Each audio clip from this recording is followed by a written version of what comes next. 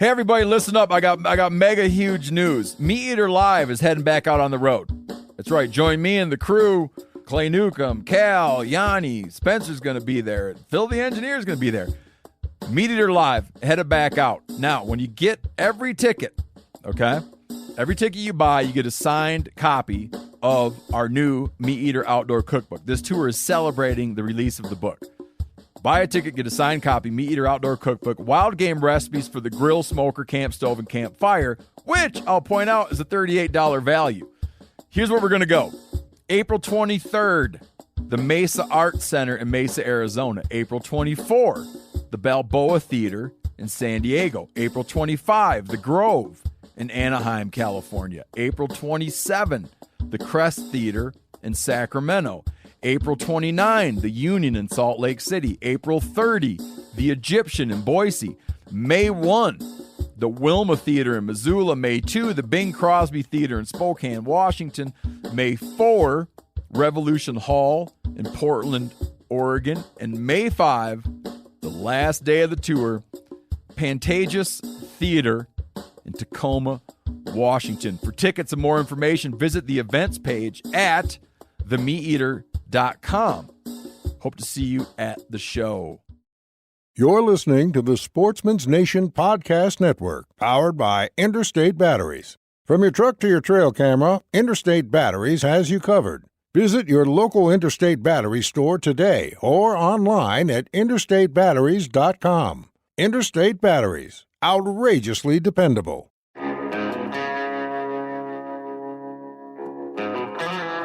My name is Clay Newcomb, and I'm the host of the Bear Hunting Magazine podcast.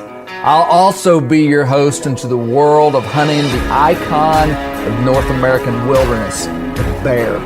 We'll talk about tactics, gear, conservation, but we'll also bring you into some of the wildest country on the planet, chasing bear.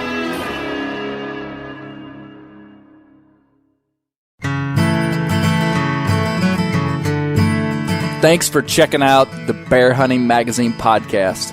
I want to relay some news to you guys that is very much so related to the podcast. If you remember, several weeks ago on episode 21, we interviewed a man named Ora Lee Province. The title of the episode was Old Mountain Hunter, Ora Lee Province.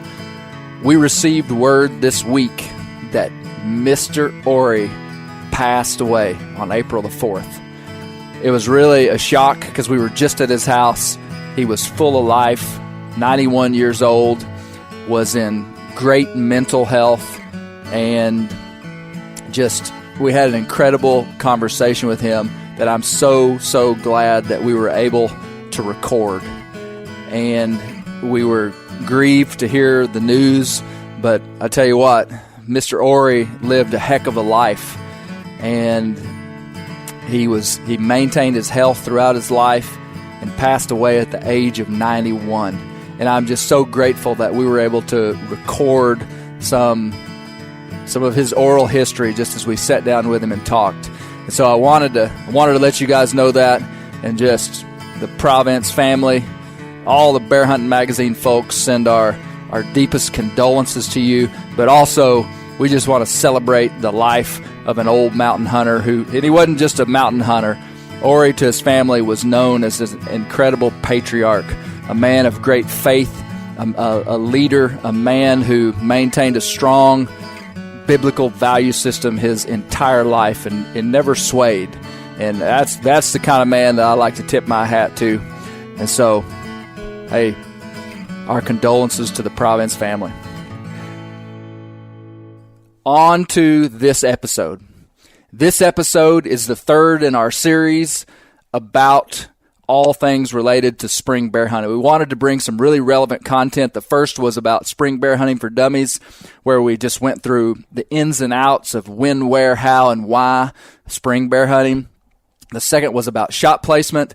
And this episode is about judging bears. Black bears are some of the most difficult animals to judge. We're going to go through multiple things and have a really in-depth conversation, not just about stuff that we've searched on the internet, but these are things that we have seen in the field that I use, that Ryan Grebb uses, to truly judge bear. And honestly, I've seen a lot of information online and in different places that I don't think is applicable everywhere, and some of it just isn't always dependable. So we give some insight into judging bears that I think will be really good. I want to bring up one more thing. Today we released a video called Alaska Wild on the Bear Hunting Magazine YouTube channel. It's a brown bear hunt in Alaska where Billy Moles and his hunter take a massive bear that they predator called in. It's an incredible video. We even have some footage on there of a big 9.5-foot bear breeding a sow. Incredible video. Go to our YouTube channel and check it out. While you're there, check out our Teespring account. Teespring is basically a merchandise, an online merchandise store that's attached to specific YouTube channels, and it has allowed us to offer a wide range of merchandise, bear hunting related merchandise, from hoodies, long sleeve shirts, coffee mugs, iPhone cases, women's clothing, all kind of stuff in all kind of different unique, fun, custom designs, and all kinds of different colors that we've never been able to offer before. So check out the Bear Hunting Magazine Teespring account, Teespring store on our YouTube channel when you check out Billy's video on our YouTube channel. Use code BHM25 to get 25% off all your Bear Hunting Magazine Teespring purchases through April 15th. Let me say that again. Use code BHM25 at checkout on the Bear Hunting Magazine Teespring store to get 25% off all your purchases through April 15th. And again, you access the Teespring store through our YouTube channel. It'll be like right down below the YouTube channel. You click on it, all kind of awesome stuff. And trophy hunting, my friends, is actually what saved North American big game by taking the emphasis off the young and the females and putting it on the older, mature males. So, man, I will take zero flack from anyone on the planet saying that we're trophy hunters because we want to kill big bears and not little ones. Who is the conservation hero, my brothers? The guy that shoots the first juvenile bear to the barrel? Or the brethren, like in this room, who wait for the big ones? Welcome to the Bear Hunting Magazine podcast. We are going to have another one of our technical, nitty-gritty, nerd-out bear sessions about judging bears. In the field, judging bears. Trying to tell if a bear is a male or female, if it's a older, mature male, or if it's a juvenile male. Basically, judging bears, just like we would whitetails. You judge a whitetail by all these different characteristics. We're going to talk about bears. Bears are one of the hardest animals to judge in the field, for sure. I mean, I think you could talk to guys all over the country that have hunted all over, and they would say the hardest animal to judge in North America is a black bear. I have with me again Ryan Greb, also known as Flint Face Greb. Flint Face. Yep. Ryan is, Colby, you wouldn't know this. Ryan was notorious for taking pictures with animals and just having this like flint face, just flint face. So I started calling him Flint Face. Clay tagged me. Now he smiles more on these big trophy photos. Yeah. I've got Ryan Greb here with me. Yeah, now he grins like a Girl Scout. So Ryan Greb is here. Ryan's been on the last couple of podcasts, and I've got to say it just in case you haven't listened to the podcast before. But Ryan is an expert bear hunter, traveled with me many places in Canada, but you have done your bear business here in Arkansas, and that's how I know you as being an expert Arkansas bear hunter. Been hunting. I mean, you've killed a ton. You've killed a pile of bears here in Arkansas, and as I've said in the last 3 podcasts, you were killing bears while my mama was still wiping my nose. Would you agree with this? If you say so. All right. So that's Ryan Greb. I've got Colby Moorhead with me. I've introduced Colby too. Colby works for Bear Hunting Magazine. So Colby is you don't really even have a job title, do you? No. You're just like, no, Colby Colby does all kind of stuff for me. Bear Tech. Bear Tech. Colby is the Bear Hunting Magazine Bear Tech. Mr. Can-Do attitude. Can do. That's right. Yeah. Colby's doing a ton of stuff for me, including getting Bear Horizon on Amazon. I don't know when this podcast is going to be released, but Yeah. you can be looking for it. Yeah. We're going to have our Bear Horizon show on Amazon. That's one thing that he's done for me. But anyway, he does a whole lot of stuff, but that's neither here nor there. Let's talk about judging bears. We're going to try to just jump right into this thing. Toughest big game animal in North America to judge by many standards. Bears don't have antlers, do they? Have you ever killed a bear with antlers? No, I've only seen a couple on trail cam, but Bears don't have antlers, and this is just the truth of it. A 100-pound bear has a lot of fairly similar characteristics as a 400-pound bear, and that, again, we're going to get into the nuances to disprove that. But I mean, if you were to see a 100-pound bear on a hillside 500 yards away, you could be deceived into thinking that that was a big one because of what we're going to talk about, scale. But what we're looking at is we're nitpicking the nuanced features of a bear to try to understand what makes a trophy bear. And we're going to use that term. Let's not use the term trophy. Let's use the term mature. A mature male. That's what we're after. Inside of bear hunting, the target animal in almost any situation is going to be an older class, mature male animal. That's what we're after. Okay, traditional methods. What would you say, Ryan, are the traditional statements that people use to describe big males? I'd say the most notorious would be small ears. Yep. Creased head. Yep. Bigger wrist pads. Mm-hmm. But for sure, probably the small ear myth. Yeah. That's what you hear people say all the time. Like, you could Google search small-eared bear and there'd be in articles all over the place. But let's go ahead and just jump right into this, is that you have seen times when that didn't characterize an older mature male at all. Definitely the classic big boar is going to look like he has small ears that are on the side of his head, because his skull's so big, his head's so big that it's like those ears, as he gets older, just kind of like moves down his head. But I've also killed some whopper bears that to me had Mickey Mouse ears. For instance, the bear I killed this year in Oklahoma, I called him Batman because of how big his ears were. Mm-hmm. He had these big curled ears. I have also found that bears have different shapes and looks based upon what part of the country they're in.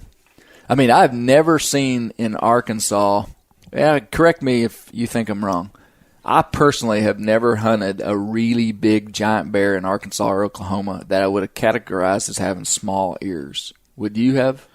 No.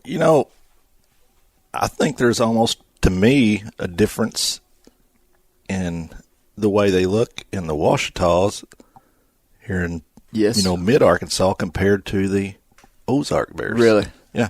Seem like they've got distinguished facial features. Maybe even hide is a little different. Wow. Yeah.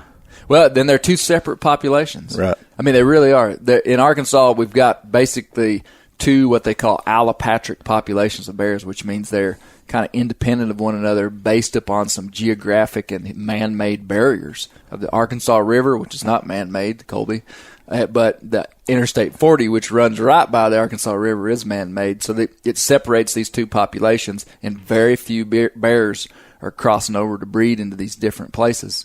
And so there's even slight differences in between 90 miles, There's some generalizations, like, for instance, these aren't generalizations. These are true. Newfoundland is known for having big-skulled bears. Prince of Wales Island is known for having large-skulled bears. There's other places that are known for not having big-skulled bears, but you still might have a big bear that is huge body-wise, but his skull would be smaller. There are definitely different characteristics of bear, just like whitetails. I mean, you have some places where whitetails are going to have express this big, massive, heavy horn deer like Canada, and then you have other places where they're not as much. That being said, bears are not affected by the is it Bergman's law that states that the further you get away from the equator, the larger body size mammals are to retain heat. That's why Canadian whitetails are bigger than whitetails in the Florida Keys. Bears are exempt from that law that because they hibernate during the winter. Mm-hmm. They technically don't hibernate. They go into a state of torpor. But they are exempt from that law because they are not enduring the cold temperatures, just taking it right in the face like all these other animals. So bears in Florida, bears in Arkansas, bears in Oklahoma, bears in North Carolina could be as big or even bigger than Canadian bears. Okay, let's just separate that out. There's just some bear knowledge, bear nerd tech knowledge. Yeah. I wish we had the body size the Carolina bears has got. Isn't that amazing? No doubt. I mean, we've got big bears, but they've got some monsters. Yeah, they do. They do. Some of the biggest bears in the world are on the eastern coast. Some of the biggest skulled bears in the world, though, are also in Pennsylvania. Yeah. Some of the top 5 bear skulls in the world have come out of Pennsylvania. And part of that probably has to do with their age structure, because they've got a lot of older bears because they don't hunt over bait or with hounds. They're just spot and stalk or drive hunting these bears, so they're really not taking out a big percentage of their bears every year. But so, okay, we've established that there are bears in different places are going to be different. They're going to look different. We've established that ears and a crease on the head are sometimes, that's what somebody might say, small ears and a crease on the head, that's the only bear you shoot. Well, if that had been the way that I judged bears my whole life, I'd have very few bears. A lot of the big bears that I've killed, as a matter of fact, the only Boone and Crockett bear that I have ever killed, Ryan, I would say didn't have either one of those. Yeah. Didn't have a crease on his head, and I would say he had big ears. Mm-hmm. And, well, I don't want to get into body weight yet, but let's just talk about those two things. My good buddy Heath Martin, expert bear hunter here in Arkansas, has a story of going to Canada and shooting a color-phased bear that had, just a ripple crease down its forehead. They were hunting a big color-phased male. This color-phased bear comes in. They think it's the big male, has a big crease. He shoots it, and it's a sow. Sow with a crease. And I've been noticing that more and more. The more I see bears, the more I'm like, man, sows will have a crease on their head too. Have you seen that before, Ryan? Yeah. Not so much here in Arkansas, probably. No, I've seen some big sows. I think a lot of the determining factor on the sows seems like their muzzle wants to blend in even to where they have the blonde brows. Have you noticed that? Yeah. And probably the total length of the bear. The boars will always have lankier, longer bodies versus the sow. They're more compact. Yes. I've heard people describe it that a sow is pear-shaped, like narrow front end, big back end. So let's see, where do I want to go? There's so many different places we could go here. Let's go ahead and just describe the characteristics of an older, mature male, as we would say it. Now, we're not saying that ears and crease are not indicators of an older, mature male. For instance, one of the first years I spring bear hunted, we went to Alberta. We killed 6 Pope and Young bears in 5 days in our camp. One of those bears I would have considered as a traditional style big older male who's straight up had small ears, straight up had ears on the side of his head, straight up had a crease. One of 6. We killed 6 bears in 5 days.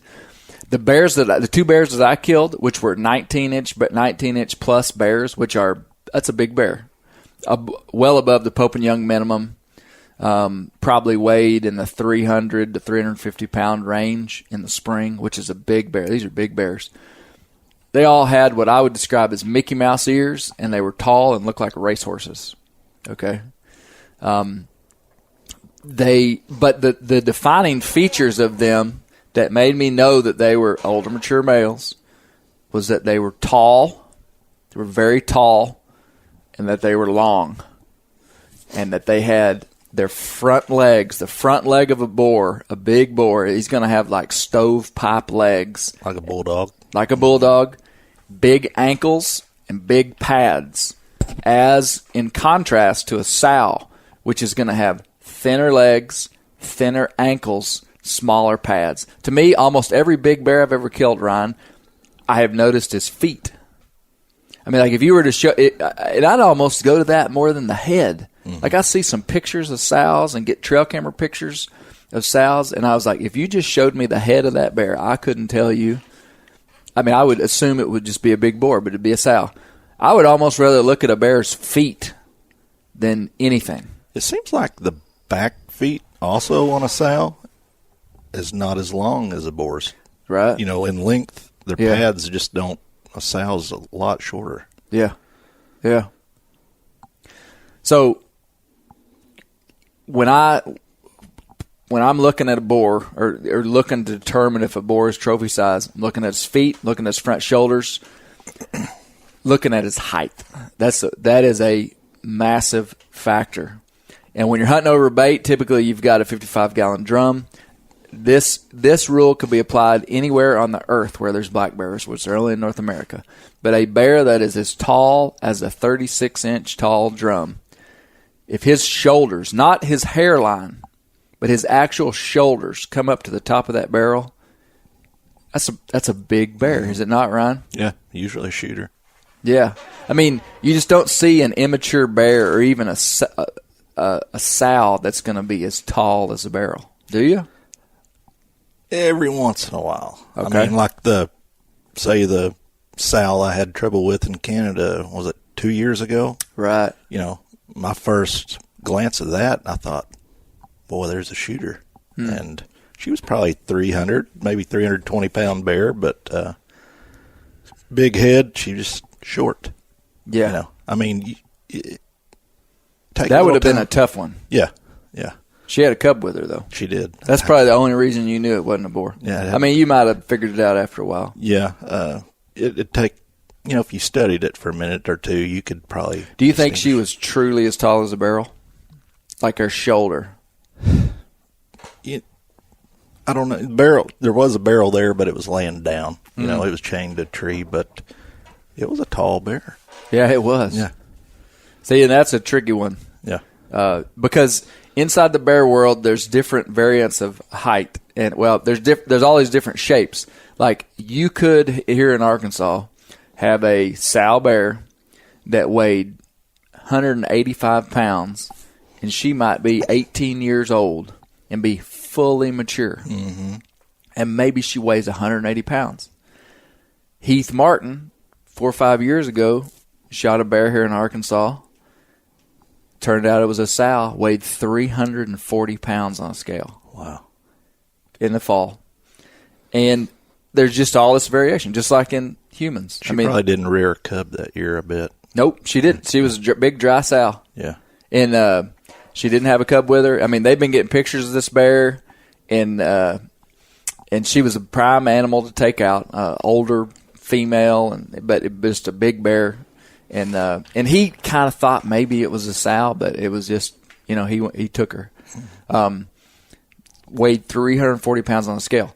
That being said, there's all this variation, so you can't just always say that a sow is just going to be a whole lot smaller, because you could very well have a older age class male boar that weighed 340 pounds, and I'd take that bear anywhere in the world.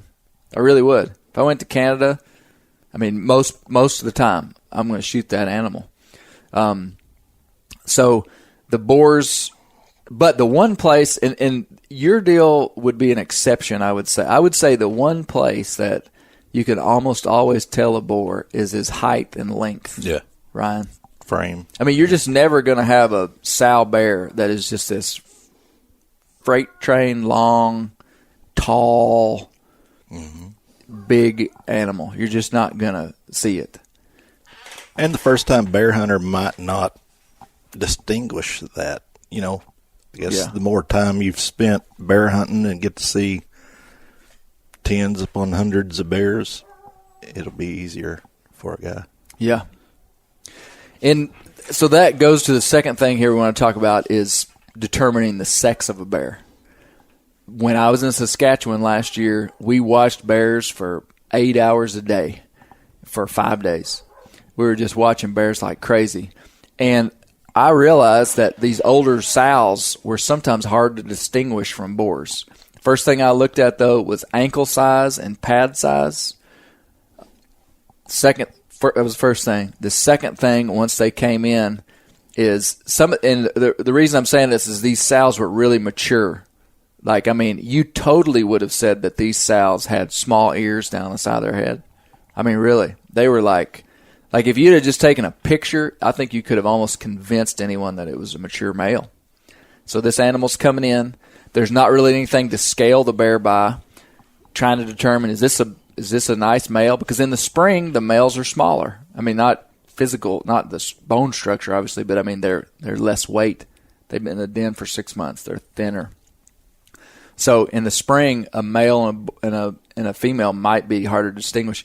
And second thing I looked for was a penile sheath. Yeah.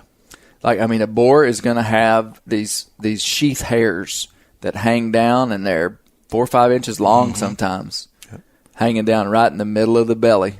You can't see the sheath, really. It's not like something big hanging down, but you can see those sheath hairs hanging down. And when you see that, all of a sudden, part of your equation is solved. This is a male. I mean, that's the first thing that I do anytime I'm bear hunting anywhere, is that a boar or sow. And that sow's going to be pear-shaped. She's going to be smaller. She's going to be shorter. She's going to have thinner ankles. She's going to have smaller pads. She's going to have a more feminine face. And that's kind of a hard thing to describe. But just like in a dog, like a big old male Rottweiler is going to have this boxy, beefy nose and head. And a sow bear kind of has a more feminine feel to the face and head most of the time. You agree with that, Ryan? I agree. You agree with that, Colby? From what I've seen. Mm-hmm. I think your older bears too, and this works with sows also, is the scruff, the beard under the chin. Mm-hmm. As a bear gets older, it seems to have that little goatee down there. You see that with the Arkansas bears? Sometimes. Yeah. Kind of that dewlap-like kind of. Yeah, like you got going on. Yeah. Yeah. Kind of like me. Now, does their behavior change? Like the way they come in on a bait, the sow versus the boar? That's a good one. Yes. I mean, I have seen – I wrote an article in this last issue of Bear Hunting Magazine that was called 5 Thoughts on Judging Black Bear. One thing that I have noticed is that the mature boar that's coming into a bait site, and we're talking about a bait site here, you can't always predict what he's going to do. You can't just say, well, the mature boar is going to just barrel in and run everything off the barrel. Or you can't say the mature boar is going to be the one that's hanging back and is really cautious. You don't know what they're going to do. But one thing I have noticed is that they almost always act different than every animal at the bait site. Now, that's not going to play true in every situation. But either he's going to be like the bull of the woods and is just going to roll in there, and you're just going to be like, that animal is the king. I would use my example of when I shot that color-faced bear in Canada that came in and touched into my arrow. Mm-hmm. He was the boss of those woods, and he just barreled in there and was the king. In the same hunt, a bear that was actually bigger than him was the most timid bear. You remember the one I missed, Ryan? Yeah. Man, he just tiptoed around, and he was a monster bear. So those two mature animals, they acted different than every other animal. All the other ones just kind of came in. I mean, like a sow, and this is what I don't understand. Even a mature sow that's been around the planet and knows the system, she might just walk in and just go right over to the bait and just start eating. So they're just going to act different. So you can't say that they're always going to be dominant. Mm-hmm. You can't say that they're always going to be super skittish. It could be either one. But when I see a bear that is acting different than all the other bears that I'm seeing, that's when I'm like, he's special. I mean, like he's probably a target animal. Would you agree with that? Yeah, it seems like, they're the ones that's going to sit out there on their butt and 60 yards from the bait and check the wind. Or that's these Arkansas bears for sure. Yeah, or he could be the one that, you could have other bears on the bait and all of a sudden they woof and take off running, and you see one coming, that's going to be a more mature bear. Right. I mean, there's no way that bear I got last year in Manitoba didn't smell us. He just didn't care. Yeah, that's right. He came right under our stand and just ran everything off. And Yep. He didn't care. It's a different ball game, I think, in Canadian provinces where they don't get pressured as like we do. Oh. Down here, I think like when we're at Saskatchewan, I mean, them bears don't know you from any other animal. They don't have any fear. They're not trying to be dangerous. They're curious, but down here, a bear usually don't do that unless it's You've almost got to hunt them like whitetails down here. Yeah. They're spooky. They're skittish.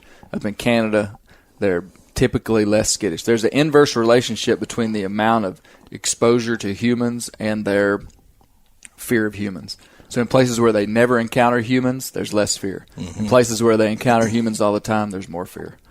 It seems like it'd be the opposite. You'd think they just get used to you down here, and so it would be different, but it's inverse. Not the case. Yeah, that's something that's confusing to people because most people don't have the view of bears like somebody would have that has hunted down here, but has also hunted a lot up there. Mm-hmm. So a lot of guys, you write an article about using scent control for bears, and the guys in Canada are like, you guys don't know what you're talking about. Scent control doesn't mean a thing. And I'll be honest with you. In Canada, I believe scent control basically means nothing. Yeah. Now, if I had the choice of being clean and having the wind in my favor, for sure, you're better off if they don't know you're there. Yeah. But every big bear I've ever killed in Canada knew I was there and didn't care. Mm-hmm. But in Arkansas, and Ryan, you're an expert here in Arkansas at pulling these big bears out of the haystack. You got to do a lot of things right down here to kill a big bear. I think I've been fortunate though with locations. I've been lucky to have places where bears are already living. Mm-hmm. They don't have to travel far to get to me. I'm actually in places that have water, have shade, they're thick, and don't have any human disturbance. So that's probably been my key, to harvesting, being picky on bigger bears. But most of these big bears that you've killed, if they would have straight up smelled you, they wouldn't have come in during daylight. I wouldn't think so. Very few. Yeah. That's been what I've seen here in Arkansas, is that if you were hunting, let's say, 8 years, hunting big bears, maybe 1, maybe 2 of those 8 years, you would get lucky, and if a bear knew you were there, he would come in anyway. I keep going back to my friend Heath Martin, who's a great bear hunter in Arkansas. He killed a big bear, one of his biggest bears ever, Boone and Crockett Bear, several years ago, and that bear knew they were there. Really? It had just sat out there for a long time, winding them, and it just kind of about dark. It just was like, well, I'm just going to ease in there, and that bear just eased in. I would look up at him, and he kills the bear. That is an exception. Most of the time, you're not going to kill that animal. Mm-hmm.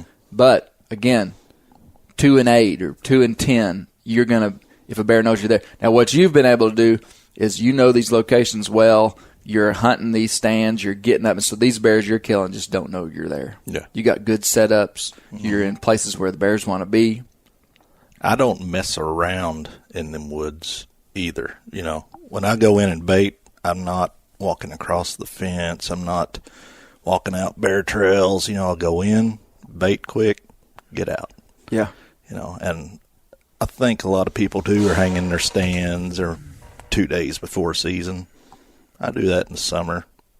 Some of these older bears will come in, and before they get to the bait, they want to scent check that tree that has a stand in it to see if you've climbed it. Yeah.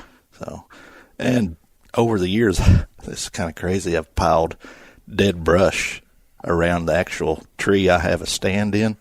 kind of as a barrier. I mean, a bear could go through it, but it looks like a rat's nest around the base of this tree. They can't get to that tree and really scent check whether I've climbed up it or not. Wow. Yeah. Yeah.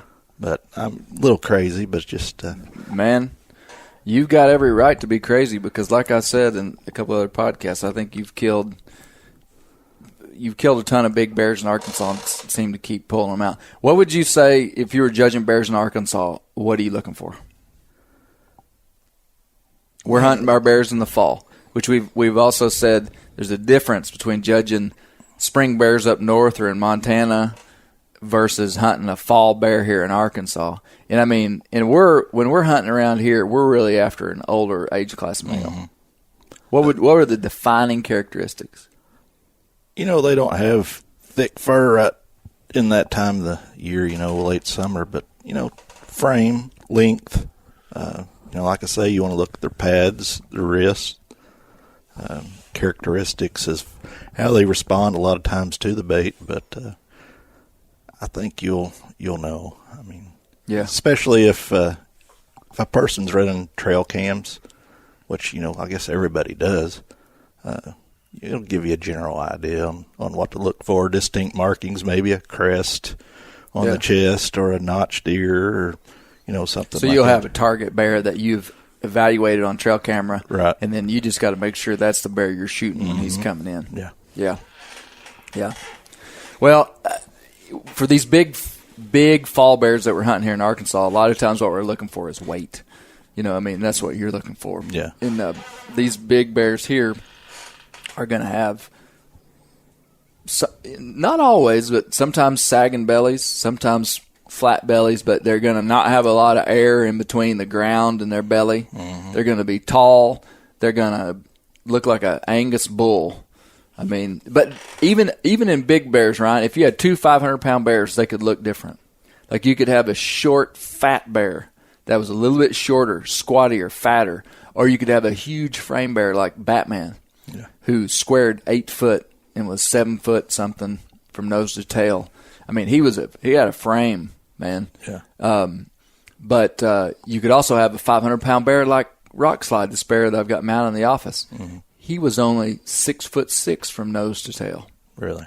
So, I mean, he was 6 inches shorter from nose to tail, but I believe that he would have weighed in the same class as that other bear. You killed him late in the year, too, probably when he'd been feeding on mast. So he was blown up from weight. I think on a baited hunt also, you could say if you've been baiting for a month and you've got a mature bear that's been eating donuts, taking in thousands and thousands of calories for a month, versus a bear that just showed up 4 days before season, which is going to be lankier, may have a big head. Maybe a Boone and Crockett animal. Yeah, but he won't have the belly sag, as the one that's been camped out there for a month. Well, the largest skulled bear that I've ever taken was a boar bear that only weighed 360 pounds. Yeah. The bear that I killed this year weighed 550 pounds and had a smaller skull than a 360-pound bear. That's a good segue into the different ways different people in the country gauge the size of a bear. There's 3 ways pretty much that people gauge bear: skull size, weight, and square. All very, very different. It's hard to determine skull size by any characteristic.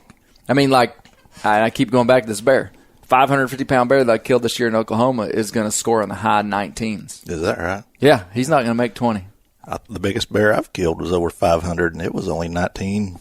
The biggest weight bear. Yeah, biggest weight bear. Weighed over 500 pounds and had under a 20-inch skull. Yep. Then I killed a 440 bear that actually made Booner, 20 and 5/8. 5/16. Excuse me, 5/16. Yes. Yeah, 20. Yeah. So that's a great example. I want people to hear that, is that body weight has very little to do with skull size. The biggest skulled bear that I've ever taken was a 6-year-old bear. My big bear was 6 years old. Is that the no-name Oklahoma bear? Yep, 6 years old. This bear right here, this Rockslide bear that I believe weighed 500 pounds, he was 9 years old.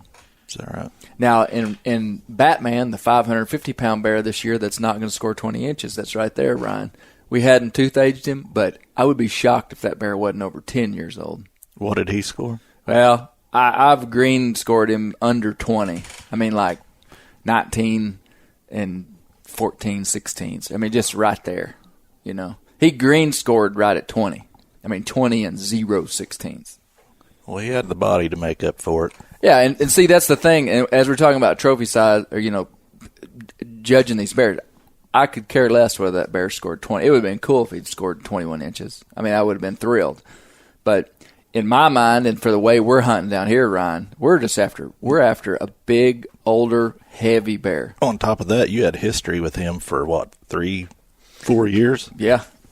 Well, 5 years. We'd hunted the property for 5 years, and he was one of the first bears that was over there.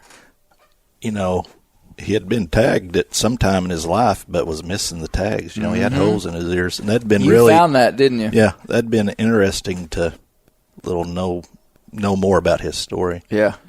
He had a hole in his ear, Colby. I wouldn't have never known it. Ryan was just looking at the bear, and he's like, hey, this thing has been tagged.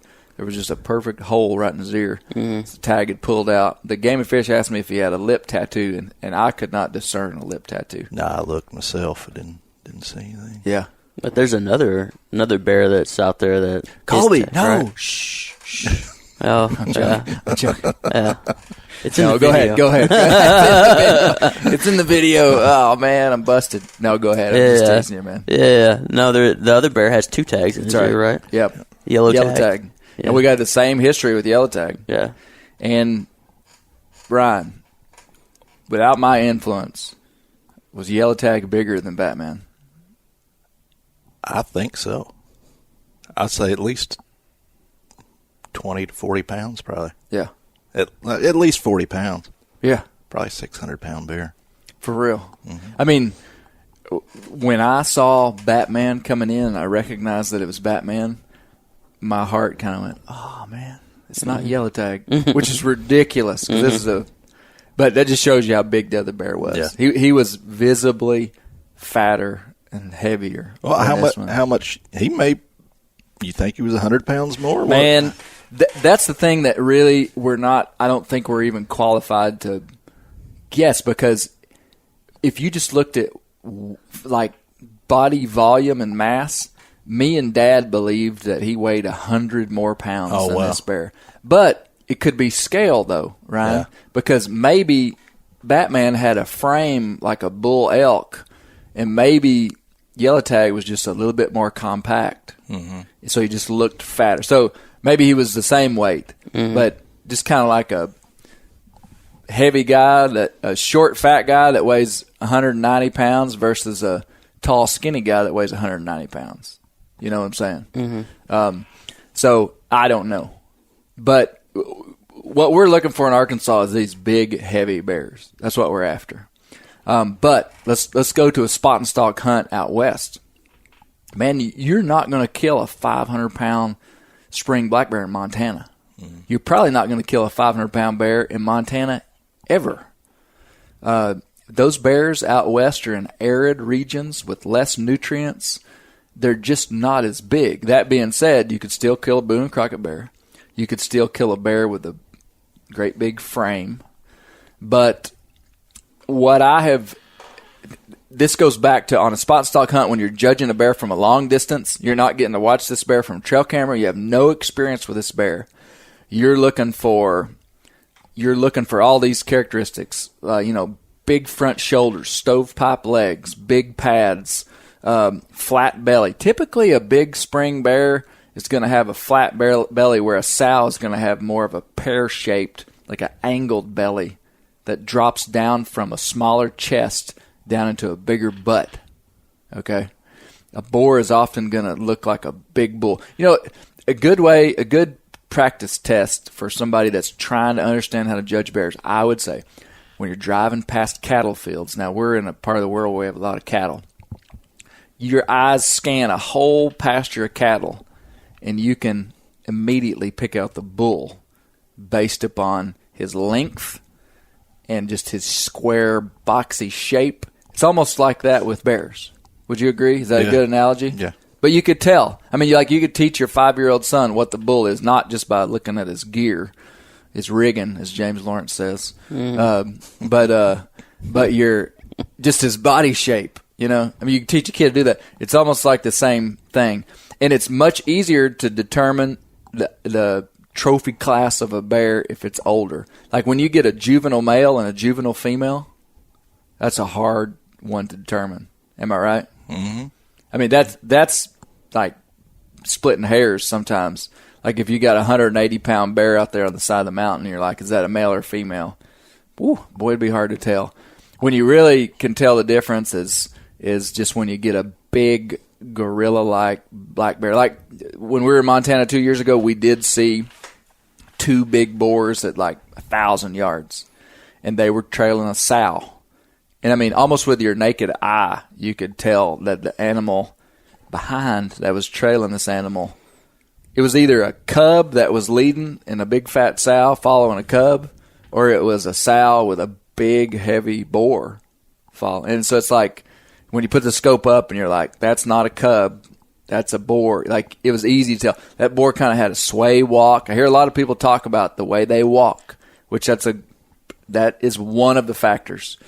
Before I forget it, though, let me say this, which is probably the most important factor in judging bears, is that you've got to use multiple factors to determine this bear. If you use one thing, you'll mess up.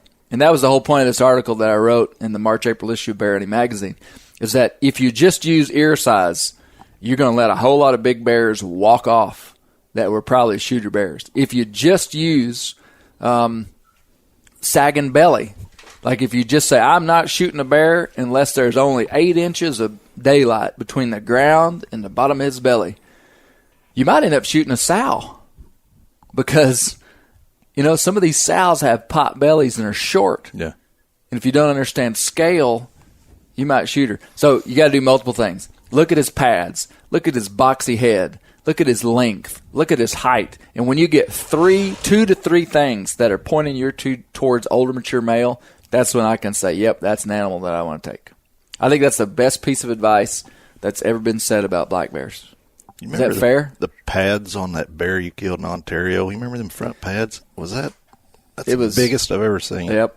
It was like he was made to like swim. Yeah. It was like huge pads. Like something a polar bear would have or something. Yeah. I don't think I've killed a bear with pads that big since. Is that right? I don't think so. I think yellow tag has probably got set that big. You know what? These bears around here, I just don't see them. Even the big ones have feet like that, though. Mm-hmm. It was just, yeah, it really was. It was almost like a grizzly bear. Yeah. And that would be just like in humans. Somebody might have big hands. Somebody might have average size hands. Okay, so we've talked about weight, square. Let's talk about square real quick. Square is the most, to me, like inaccurate way to judge bears between people because everybody kind of does it different. You hear outfitters all the time talking about 7-foot bears, and in my Canadian hunting career, which is not, I've not been doing this for 20 years, don't get me wrong, but I've been in quite a few bear camps the last 6 years. I have yet to see a 7-foot square bear come out of Canada in a camp that I have been in. And I have been in some camps with some fantastic bears that were killed. Doggone it, I'm going to have to recant what I just said. No. My big bear that weighed 435 pounds from Ontario, I squared him after he was skinned, though, and tanned. Mm-hmm. And he only squared 6'8". But green, I have a feeling he would have been pushing 7. Yeah, he would have had another 4 inches. I think he would. Yeah. I think he would. That's my point is that everybody always says that. I mean, you'll hear outfitters, and not to knock my good outfitters, and I'm not knocking my good ones because the good ones are doing it right. But like everybody's like 7-foot bear, 7-foot bear. Man, 7-foot bears are hard to come by, and that's not the standard of what is in my book a trophy quality animal. I mean, in my book, if I've learned this, if I see a bear that is 6.5 foot square, and I'm not determining this in my mind before I shoot it, I've just learned when Clay Newcomb sees a bear and shoots it, a lot of times it's about 6'6". You know, I mean, that's a big bear. And a 6'6" bear might have a ton of weight on him. He might be Boone and Crockett animal. But anyway, square size is the distance between the base of the tail to the tip of the nose on a green hide, combined with the distance between claw to claw measurement. Then the average of those two numbers. Okay. Lots of the Canadian bears I've killed have been in that 6.5 to 6'8" range, and that's a monster bear. Monster bear. Yeah. A lot of guys say a 6-foot bear is a shooter bear. I mean, that's kind of a number that's thrown around. It has a nice 6-foot bear. You know, you get into the 5-foot bears, and you're looking at a smaller animal. But so square, weight, skull size. Spring bears are typically going to be Lean. I mean, you might kill a whopper spring bear that weighs 300 pounds. Man, I hear it all the time on the phone, Ryan. Guys call, and they're asking me about spring bear hunting. And they're like, you know what? I mean, like they kind of build up like they're willing to take any, you know, it's like, I'd just like to kill a decent bear. You know, I'd probably even shoot a 300-pound bear if I went up there. And when they say that, I realize they don't really know what they're talking about. Yeah. Because, like, they're like, the minimum I would shoot would be about a 300-pound bear, as if that were a small bear. But what I want to say to them is, man, a 300-pound spring bear is a pretty big bear. He may look 300 pounds when he's got 4 or 5 inches of hair, you know, winter coat on him. But once you get that hide off of him, there's not going to be much fat. Yeah. Not in the spring. Yeah. Well, and all these things is it relevant to the region you're hunting? For sure. Yeah. For sure. I mean, but spring bears let's just say all over Canada. I mean, no doubt every year there are outliers. There's always outliers in anything. So you could kill a spring bear that's 500 pounds. Yeah. I never have done it. I've never seen it done in a camp that I've been in. Biggest spring bears I've ever seen killed were probably some that you've killed, Ryan, that weighed in the 325 to 350 range. Biggest spring bears I've ever seen. I mean, I've never seen one any bigger than probably, I'm thinking of that bear you killed in Saskatchewan 2 years ago. Really? I mean, they just don't get that much bigger. Well, that one that Jared Summers killed was... Okay, that was a big one. That was a nice bear. Very nice bear. What would you say that one weighed? Man, I don't know. Probably in the 350-ish or so.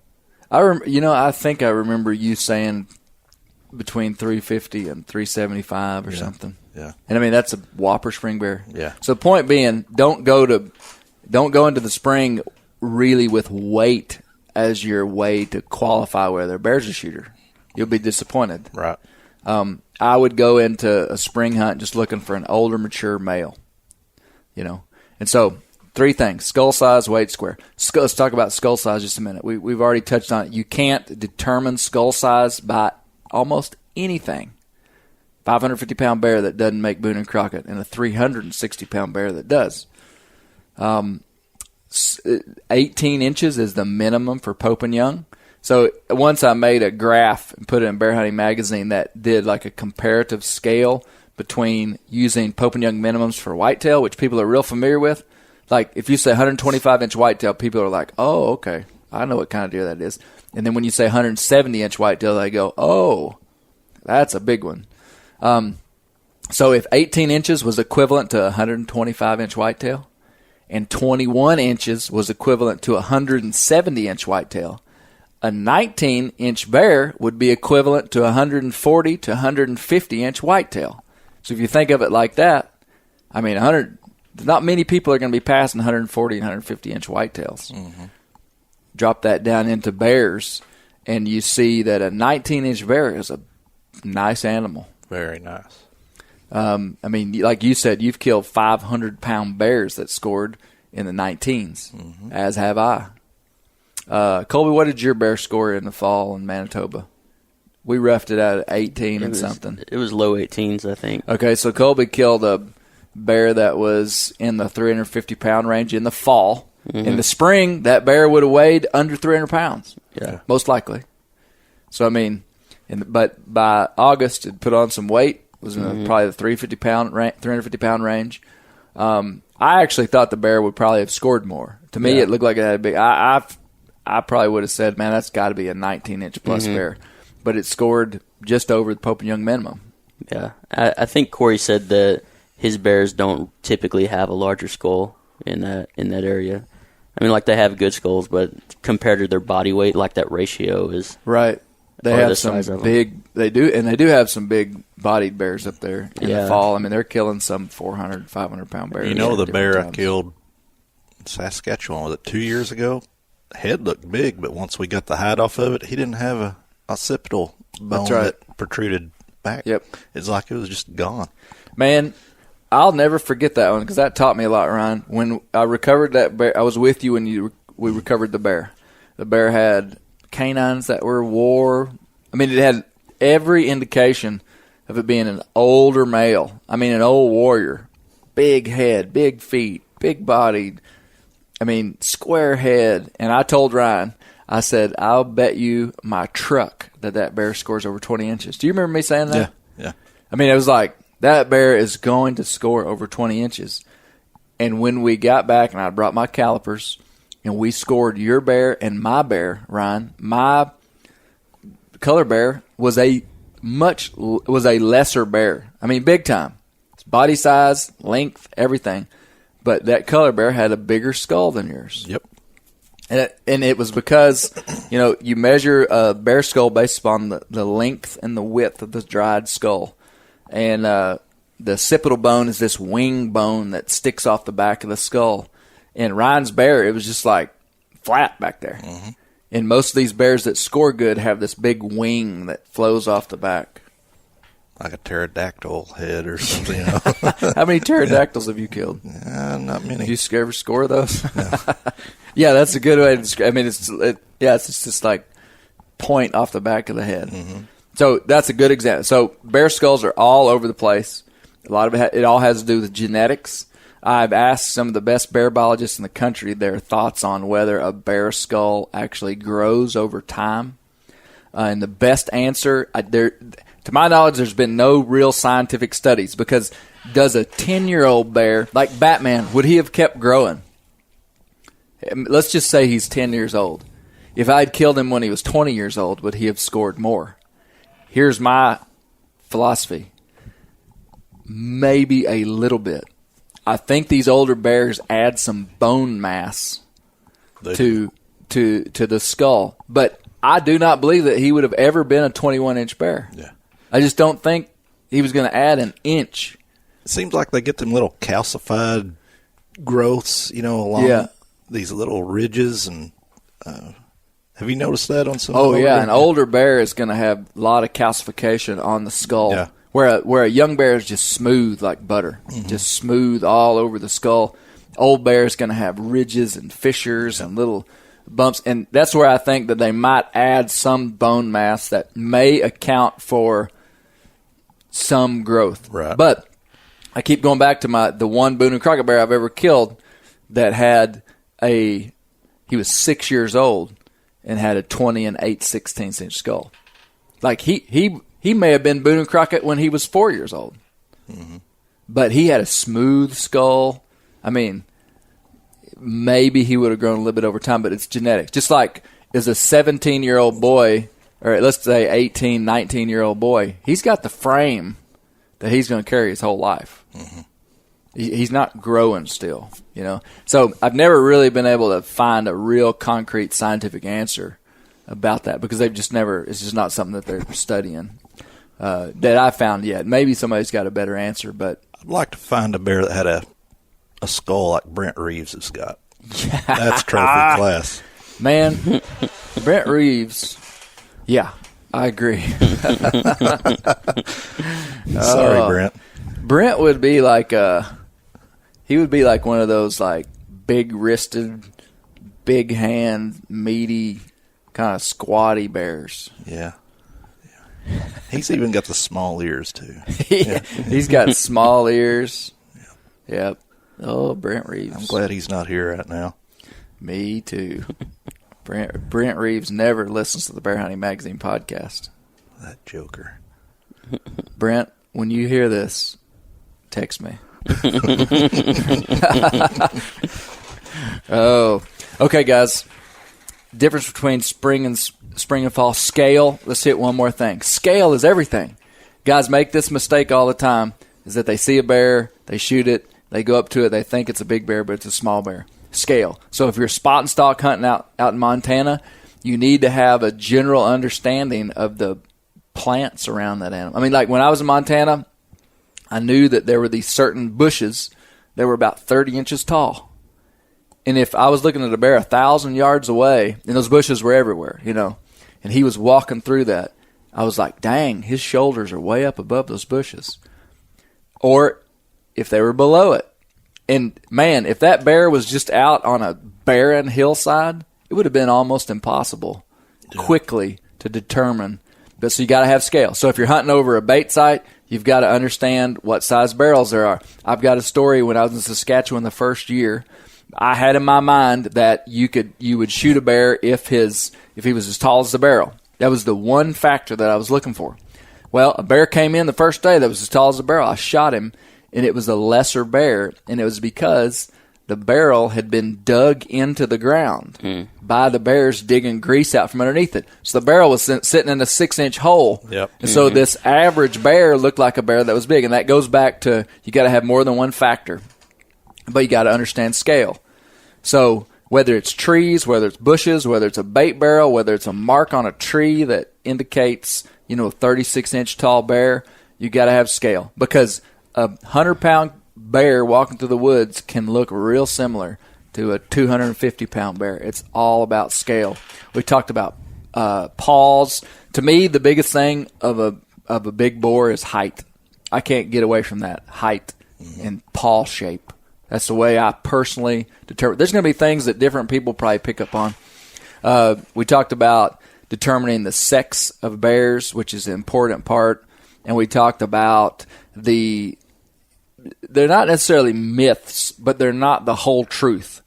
So small ears is not a myth. A crease on a head is not a myth when you're determining a big bear, but it's not the whole story. If that's all you know, you're going to make a mistake a few times out of 10, And again, as we close down the podcast, I go back to this thing about we're not just talking about trophy hunting from an aspect of we just want to bring home the biggest animal possible. Trophy hunting is pretty cool because we're after older, mature males. That's the best thing to take out of the population. It's the best thing for the population to extract older, mature males that have already contributed to the gene pool. And trophy hunting, my friends, is actually what saved North American big game by taking the emphasis off the young and the females and putting it on the older, mature males. So, man, I will take zero flack from anyone on the planet saying that we're trophy hunters because we want to kill big bears and not little ones. Who is the conservation hero, my brothers? The guy that shoots the first juvenile bear to the barrel and posts a picture on Facebook and brags about how he's not a trophy hunter and he's extracted this animal out of the population before it can contribute to the gene pool? Or the brethren, like in this room, who wait for the big ones. Take out the big, older, mature male that's already contributed to the gene pool. And we hang his hide on our walls. We eat his flesh.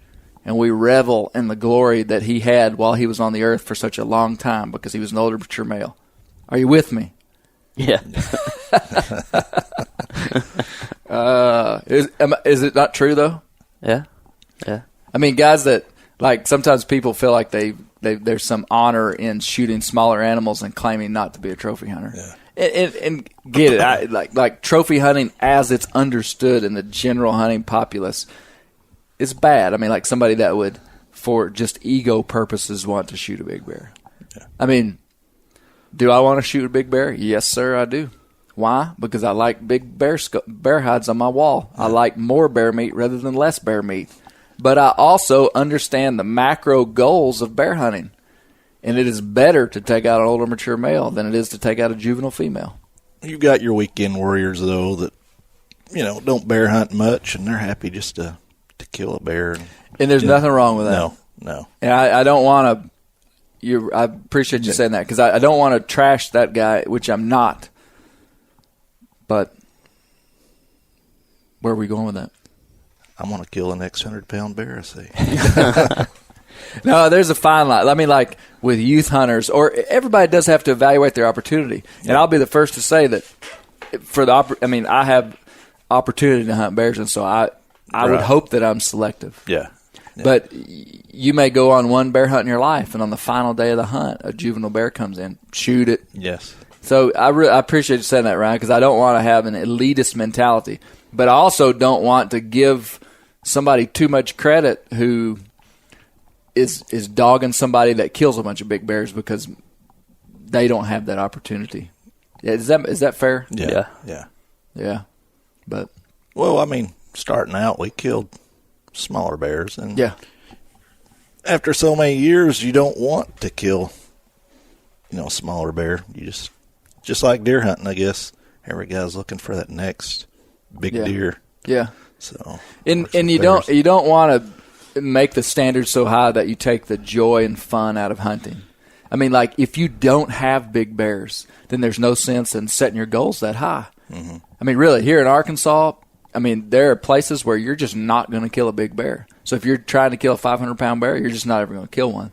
So, put that standard down lower. Man, that's cool.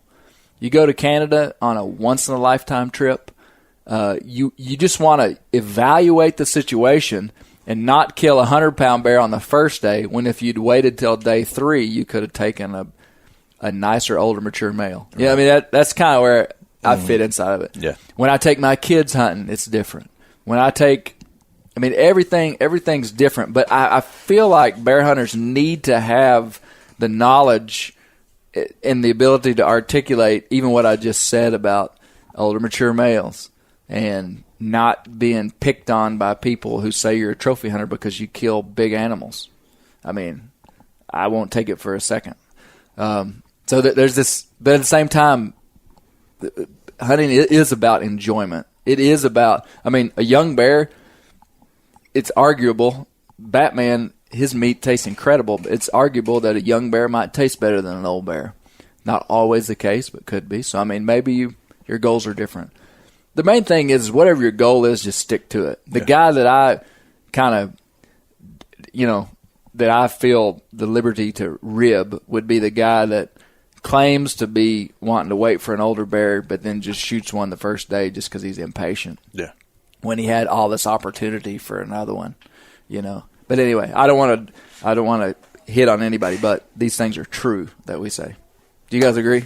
Yep. Yes, sir. What closing comments? Flint face grab. I don't know, man. You've kind of covered everything. We've covered it. Yeah. Colby?